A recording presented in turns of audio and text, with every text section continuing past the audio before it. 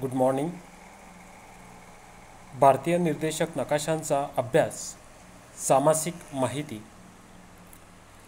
स्थलनिर्देशक नकाशांचा अभ्यास करत असताना विविध अडचणी सोडवण्यासाठी आपल्याला नकाशा वाचन तंत्र समजून घेणं हे गरजेचं आहे. या नकाशा वाचन तंत्रामुळे अनेक प्रकारची माहिती ही उपलब्ध होत असते. यासाठी स्थलनिर्देशक नकाशाची माहिती किंवा सामासिक किंवा प्राथमिक माहिती समजून घेणे हे महत्त्वाचे आहे.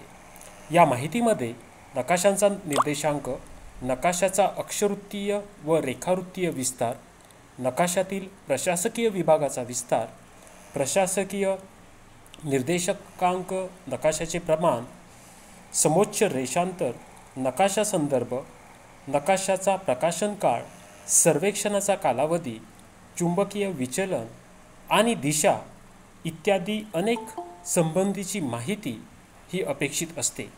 याशिवाय नकाशाने व्यापलेल्या जागेचे नकाशावरून काढलेले क्षेत्रफळ हे देखील प्राथमिक माहितीमध्ये देणे गरजेचे आहे.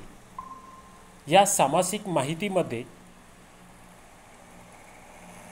ABCD E F1 F2 G H I J1 J2 आणि J3 आणि J4 या घटकांचा समावेश यामध्ये झालेला आपल्याला पाहायला मिळतो. भारतीय स्थलनिर्देशांक नकाशामध्ये सामासिक किंवा प्राथमिक माहितीमध्ये अशा अल्फाबेट्स प्रमाणे याचा अभ्यास आपल्याला करता येतो. या ठिकाणी A म्हणजे जिल्ह्याचे नाव, B सर्वेक्षण वर्ष, C म्हणजे राज्याचे नाव, D चुंबकीय विचलन, E नकाशा क्रमांक किंवा नकाशा निर्देशांक, F1 आणि F2 यामध्ये सांकेतिक चिन्हे आणि खुणा इत्यादींचा अभ्यास केलेला आपल्याला पाहायला मिळतो. G नकाशा क्रमांकाशी संबंधित माहिती, यामध्ये त्या नकाशाच्या आजूबाजूचा जो काही प्रदेश आहे त्याच्याशी संबंधित माहिती यामध्ये आपल्याला मिळत असते.